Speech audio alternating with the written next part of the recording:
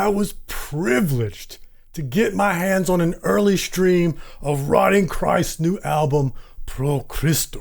And let me tell you, Rotting Christ has reached their final form. If you want a challenge, how about my final form? Welcome, metalheads. I'm the host of Heavy Metal Philosophy and writer for Metal Digest, John Barbas. Make sure you stick around to the end of the episode for this week's Riff of the Week. I've been listening to Pro Christo and the entire Rotting Christ back catalog all weekend long.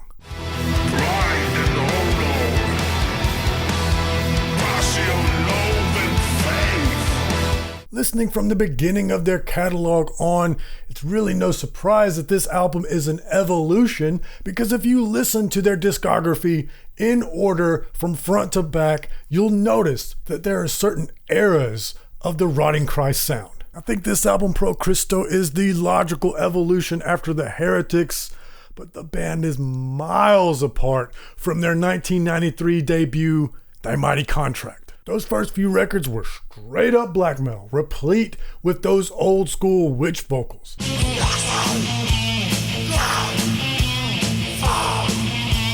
I haven't been following since then. I mean, I was a baby, but listening back, I was a little bit surprised. As someone who discovered Rotting Christ around the Rituals era, I was expecting those magical and dulcet Sakis Tolis baritone chants.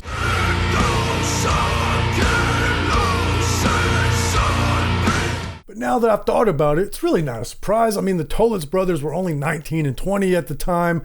They sounded like their heroes before they were able to develop their own unique sound. I mean, the band actually started as a grindcore project. But it didn't take long. With the release of their albums, The Triarchy of Lost Lovers and A Dead Poem, Rotting Christ started to sound more artistic. Here we are again, to my old point about black metal being capable of achieving high art. This is about the time that the band started to incorporate more traditional metal influences into their lead guitar sound. They were starting to pull apart from their peers, and the subject matter was getting deeper as well. I think this latest record, Pro Christo, is the deepest and the most intellectual, but we'll get there in a minute. Rotting Christ obviously has been an anti-religious and a blasphemous band, but they're clever with it. They're creative with it. They're dramatic about it. I just recently wrote a review for Metal Digest, and I won't name the band, but it was about a new black metal album, and one of the songs, the chorus was simply the word Satan. It literally just shrieked the word Satan over and over during the chorus.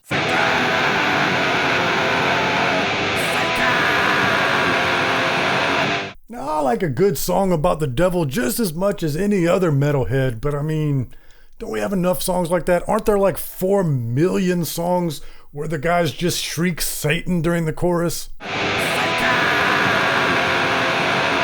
think Rotting Christ is the perfect example. I mean, 15 albums now, over 200 songs. It's proof that you can write a lot of songs about Lucifer, and they can be different from each other. They can be creative and intellectual.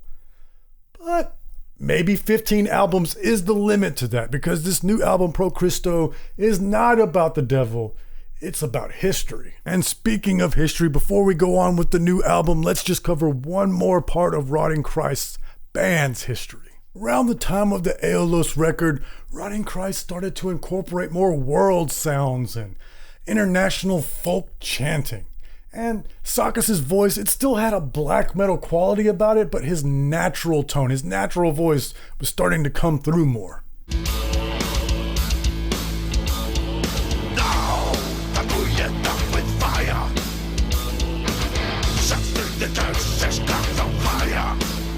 And then they released Rituals. This is about the time that I got into the band, and I'm glad, because if I would have heard one of those earlier records first, I may not have gotten into them. Rituals was epic and atmospheric, and those Benedictine chants really gave it this dark vibe that screeching and corpse paint alone can't really accomplish. Then their last album, The Heretics, dropped. And at the time, I thought The Heretics was the culmination of the direction they were heading with Rituals, but I was wrong. Pro Christo is the culmination.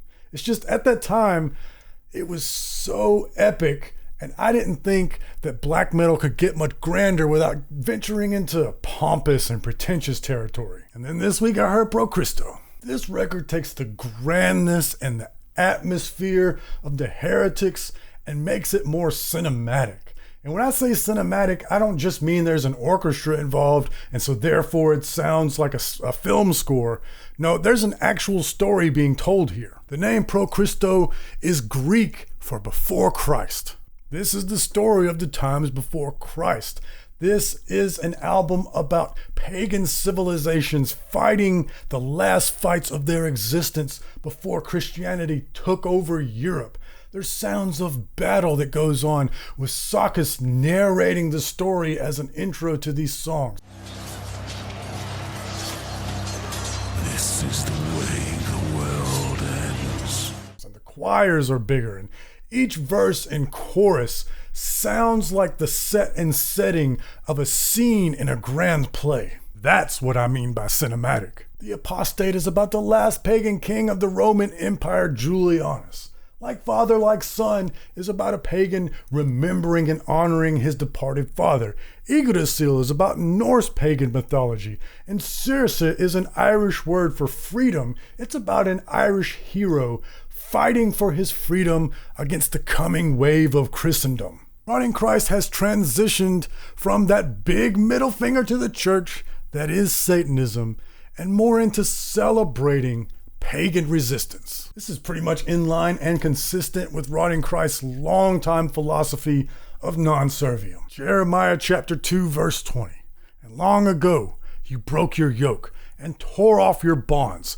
You said, I will not serve and obey you. In the Latin version of the Bible, Jeremiah said the words non-servium instead of I will not serve. These are anthems of freedom and resistance. Folk ballads about heroes who would not conform to the oncoming wave. And this Friday, May the 24th, you'll be able to hear this grand epic for yourself. You'll hear what I mean. I would love to see a big stage play of this story with this album as the soundtrack. I'm going to need big battle scenes and hooded pagan monks singing ancient Hellenic hymns. To give you a little taste of what I'm talking about, check out the spoken word section on the song The Apostate. This will be the riff of the week that I'll play shortly. But before we play the riff of the week, I just gotta say one thing to you. Read philosophy, listen to metal. I love you.